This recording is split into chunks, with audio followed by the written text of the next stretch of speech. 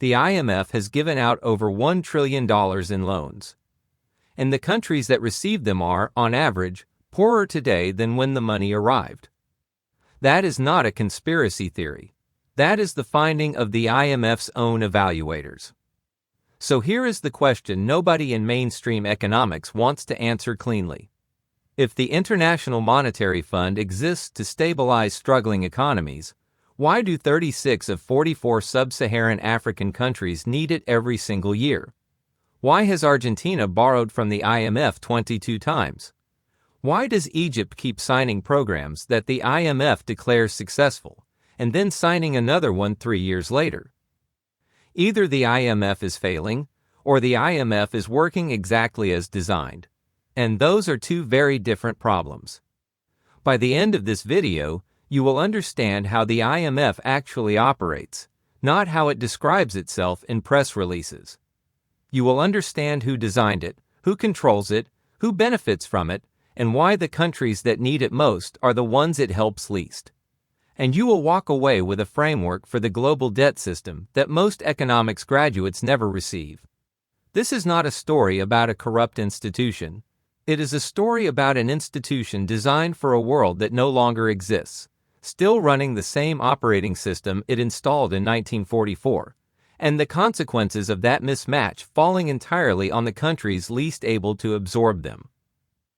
Let us start at the beginning, because the beginning explains everything. July 1944, Bretton Woods, New Hampshire. World War II is still being fought in the Pacific. But the Allied powers are already designing the post-war financial architecture. Two men dominate the negotiations: John Maynard Keynes, representing Britain, Harry Dexter White, representing the United States. They agree on the problem. They disagree completely on the solution. Keynes had watched the 1930s destroy the global economy.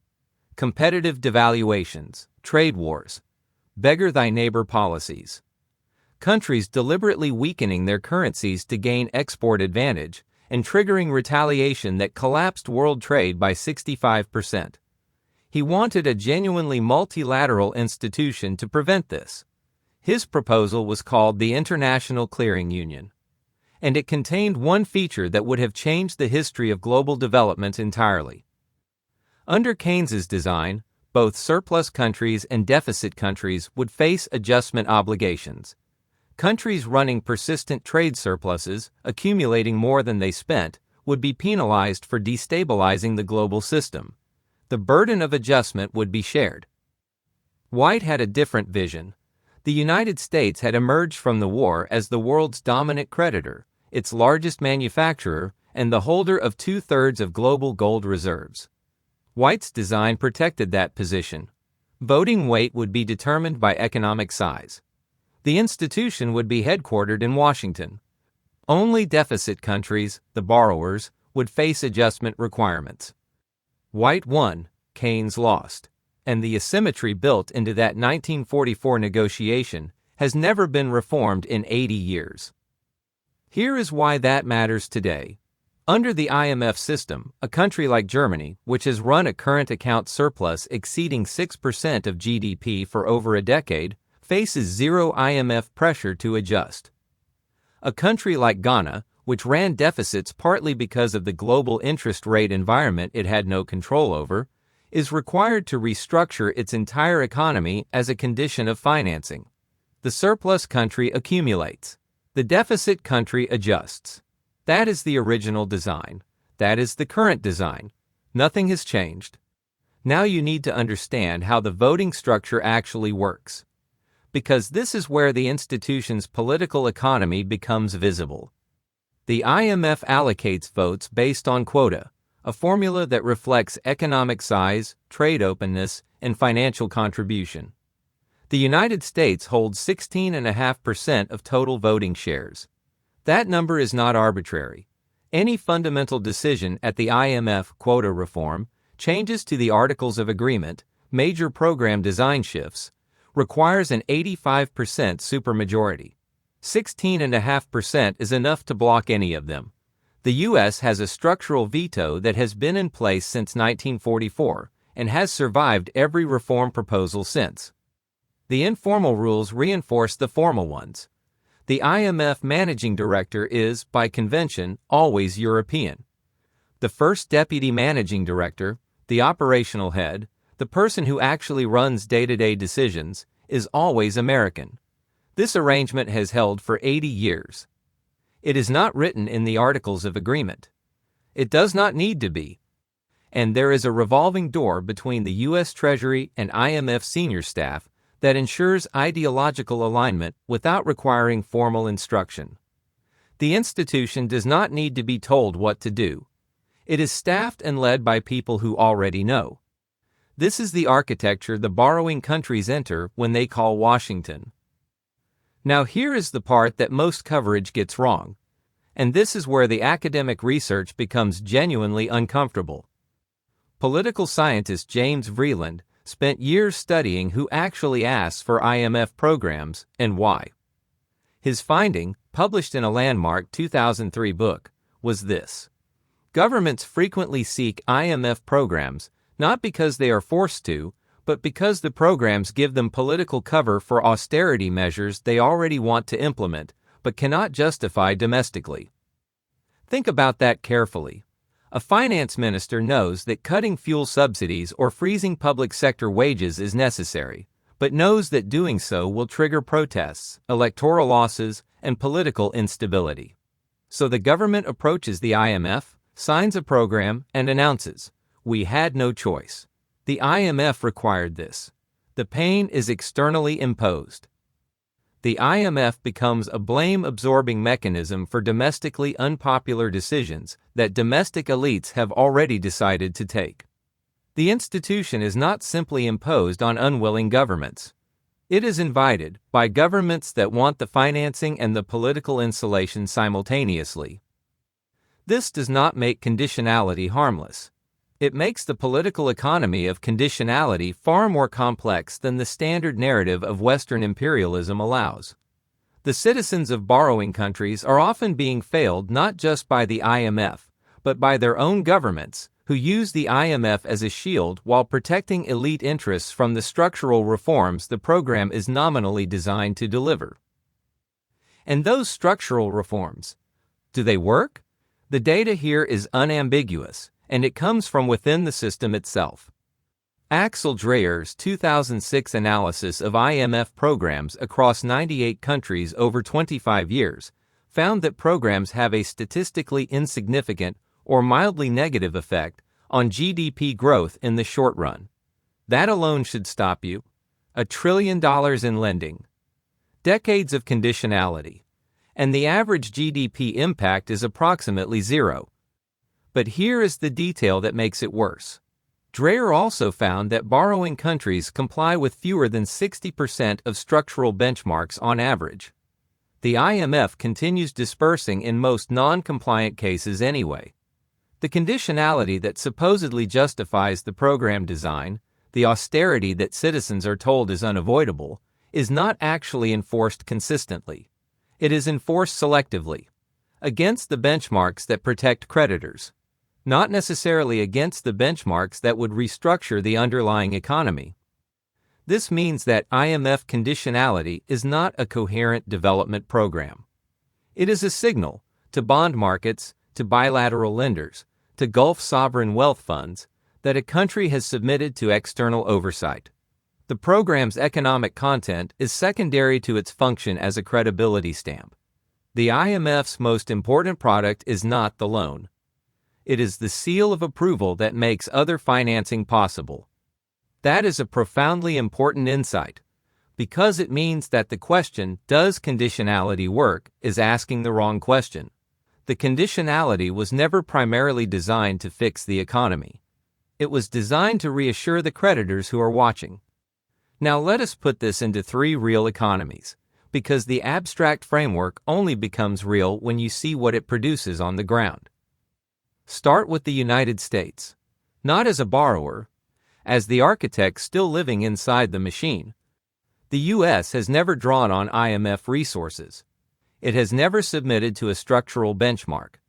It has never had its exchange rate policy evaluated in a binding way. Yet it has shaped every major IMF decision for 80 years, through its voting veto, through the first deputy managing director position, and through the ideological pipeline between the U.S. Treasury and IMF staff that ensures alignment without requiring instruction. The consequential demonstration of this power came in 1997, the Asian financial crisis. Thailand, Indonesia, and South Korea had sound fundamentals by most measures: low inflation, high savings rates, rapid growth. They had also liberalized their capital accounts, opened their financial systems to foreign portfolio flows, partly in response to IMF and U.S. Treasury pressure throughout the early 1990s. When sentiment shifted, capital fled. Currency pegs broke. The IMF arrived with programs that required fiscal tightening, cutting spending in economies that were already contracting, and demanded further financial liberalization as a structural condition. The U.S. Treasury, working through the IMF, insisted on this approach. Joseph Stiglitz, who was World Bank chief economist at the time, watched this happen in real time. His assessment: the IMF applied ideological prescription, what he called market fundamentalism, to a crisis it was actively making worse. The IMF's own independent evaluation office later confirmed that fiscal adjustment was excessive in Thailand, Indonesia, and South Korea. The fund's internal watchdog agreed that the programs caused unnecessary contraction. The country that recovered fastest from the Asian financial crisis was Malaysia. Malaysia imposed capital controls, explicitly prohibited under the IMF framework, and refused an IMF program entirely. Its recovery was faster and less socially destructive than its neighbors who accepted fund conditionality. The U.S. did not design the Asian crisis, but the U.S.-shaped IMF prescribed a solution that protected the interests of U.S. financial institutions with regional exposure while damaging the real economies of American allies. That is not conspiracy. That is the documented institutional record. Now move to Egypt, the emerging market version of permanent dependency. Egypt has been under IMF programs continuously since 2016. 4 completed programs, a 5th approved in 2024. Each one has followed an identical arc. Currency devaluation, subsidy removal, interest rate increases to defend the new exchange rate, fiscal consolidation to reduce the deficit. The IMF declares the program on track. The disbursements continue, and 3 years later, Egypt returns. The numbers from the 2022 to 2023 program cycle tell the story clearly. The Egyptian pound lost 60% of its value against the dollar. Inflation peaked at 38%, the highest in 4 decades. Food inflation exceeded 60%. The program stabilized the balance of payments. It did not stabilize the lives of working-class Egyptians who watched the purchasing power of their wages collapse in real time. Here is the structural reason the programs keep failing to break the cycle. Egypt's fiscal position is dominated by 3 forces that IMF conditionality does not touch. Military-linked commercial enterprises, estimated at between 25% and 40% of GDP, operate largely off-budget and are not subject to taxation or transparency requirements. Energy subsidies that are politically existential cannot be removed without triggering social instability that would threaten the government's survival. And external debt service consumes an expanding share of revenue with each passing year. The IMF program addresses the surface: the exchange rate, the central bank rate, the budget headline number. It does not touch the military enterprises. It does not fundamentally restructure the subsidy architecture. It does not address the debt service trajectory. It makes Egypt safe enough for the next bond issuance. It does not make Egypt structurally different. And here is the most important detail. The IMF knows this. The Article 4 consultation reports, the fund's annual surveillance documents on Egypt, describe the structural vulnerabilities with precision. The programs that follow continue to apply the same surface-level toolkit. The gap between the diagnosis and the prescription is not an analytical failure. It is a political constraint. Demanding military enterprise reform would require a confrontation that the Egyptian government will not accept, and the IMF will not force. Now go to Ghana, because Ghana is where the full architecture of the global debt system becomes visible in compressed form. 10 years ago, Ghana was a success story. Democratic, diversified economy, cocoa, gold, and oil exports. Investment-grade credit rating from 2 of the 3 major rating agencies. Regular issuer of Eurobonds at yields that looked manageable when global interest rates were near zero. Here is what happened. Ghana issued Eurobonds throughout the 2010s at yields between 7 and 10%. When the U.S. Federal Reserve began its most aggressive rate hiking cycle in 40 years in 2022, the cost of refinancing that debt became impossible. Ghana's debt to GDP crossed 100%. Domestic inflation hit 54%. The Ghanaian cedi lost 70% of its value in 12 months. Ghana defaulted on its external debt in December 2022. The IMF approved a $3 billion extended credit facility in May 2023. The conditionality included a domestic debt restructuring. Holders of Ghana's domestic bonds were required to accept below-market terms, extended maturities, reduced coupons, haircuts on principal. The holders of Ghana's domestic bonds included pension funds, the retirement savings of Ghanaian teachers, civil servants, and public sector workers, invested in government bonds because that is what pension fund regulation required, were restructured downward so that the overall program could be presented as fiscally credible to external creditors. The Eurobond holders, predominantly European and American institutional investors, received a more favorable restructuring timeline. The domestic creditors, Ghanaian citizens, paid first and paid more.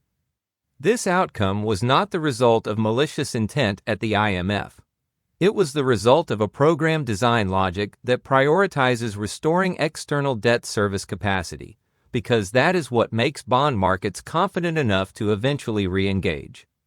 The instrument that achieves that goal, in Ghana's case, was the savings of ordinary Ghanaians. Ghana followed every rule of financial integration that the Washington Consensus prescribed. It liberalized its capital account. It issued Eurobonds. It built a track record with international investors. And when an external interest rate shock, created in Washington, decided in Washington, made its debt unsustainable, the adjustment fell on Ghana's citizens rather than on the system that created the vulnerability. That is the frontier market endgame. And it is not unique to Ghana. It is the structural outcome produced by a debt architecture designed to be self-reinforcing. Now here is the deeper argument. The one that most coverage, even good coverage, never reaches. The standard critique of the IMF is that it is too harsh, too ideological, too focused on austerity, too protective of creditors. All of that is accurate. But it misses the more fundamental problem. The IMF is failing not primarily because it is malicious. It is failing because it was designed to solve a problem that no longer exists. The Bretton Woods problem, the competitive devaluations, the gold standard pressures, the fixed exchange rate instability, was solved by 1971. When Nixon closed the gold window and ended dollar-gold convertibility, the system the IMF was built to manage ceased to exist.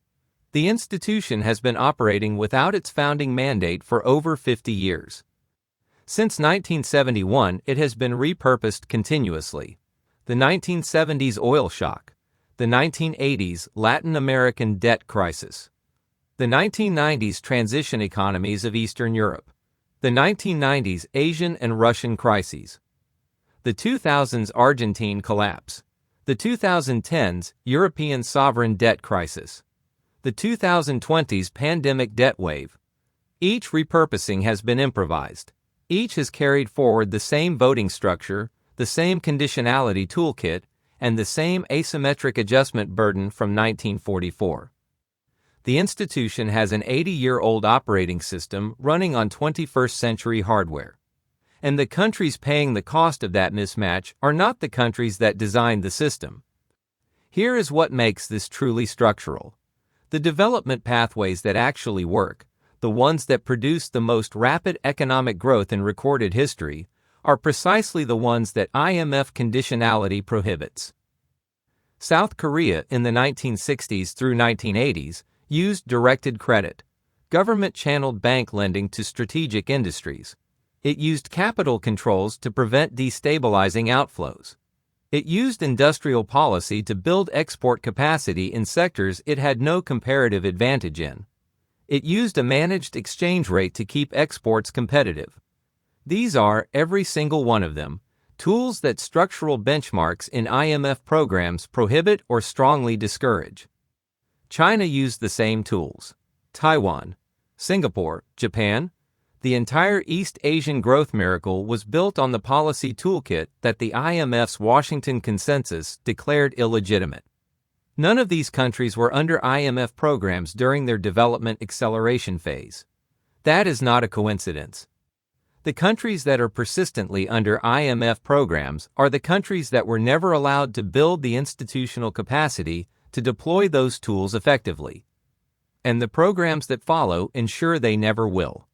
Not because the IMF is plotting against them, because the conditionality framework was designed by and for economies that had already industrialized, and encodes as universal rules the very constraints that protected incumbent powers once they had arrived. There is one more piece you need before the full picture is clear. The special drawing right. The IMF's internal reserve asset.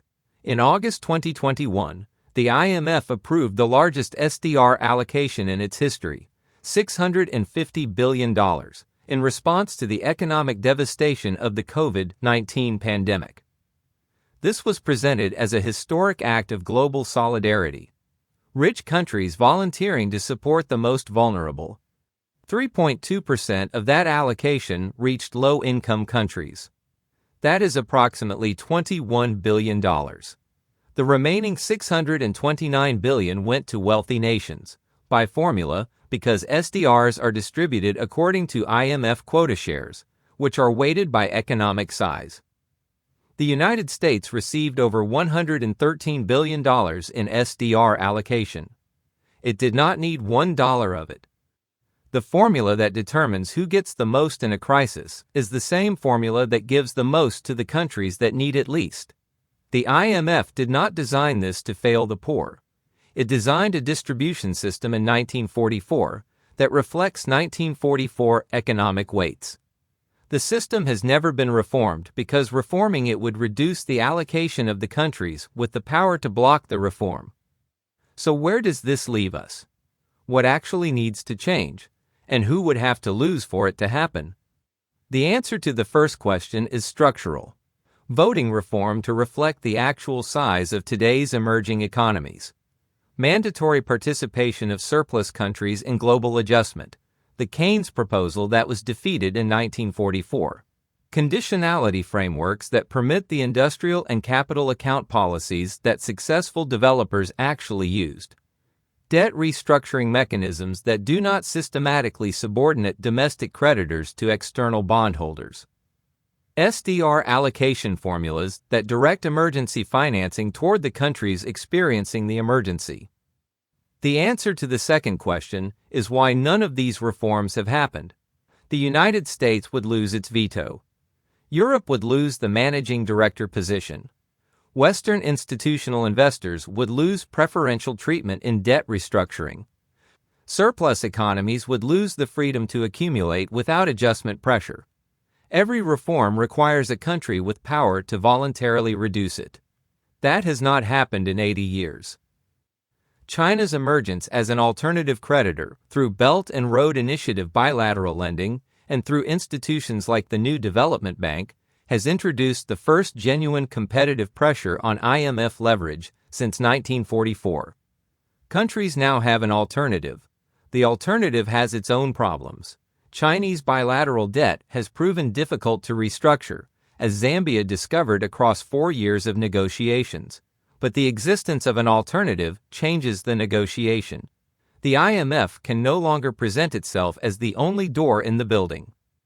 This is where we are in 2025. A global debt architecture under maximum stress. 60% of low-income countries in or near distress. An IMF with more outstanding loans than at any point in its 80-year history.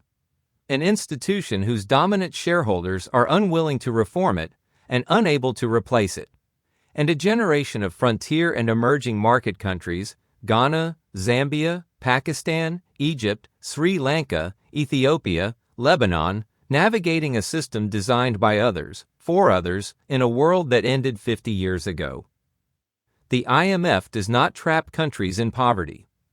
That is too simple and too convenient an answer. What it does is more subtle and more durable. It traps them in the economic policy framework of 1990, fiscal consolidation, financial liberalization, floating exchange rates, inflation targeting, while the countries that wrote that framework use something entirely different to get rich. And it does this not through conspiracy, but through the inertia of institutional design, the political economy of dominant shareholders, and the absence of any alternative powerful enough to force reform. The real lesson of the IMF is not that international institutions are corrupt. It is that international institutions reflect the interests of the states that designed them, and that those interests, once encoded, are extraordinarily difficult to change. The rules of the global economy were written by countries that had already won. Understanding that is not cynicism. It is the beginning of serious economic literacy. If this changed the way you think about the global financial system, you are exactly the viewer this channel exists for. The next video goes deeper. Subscribe, and you will not miss it.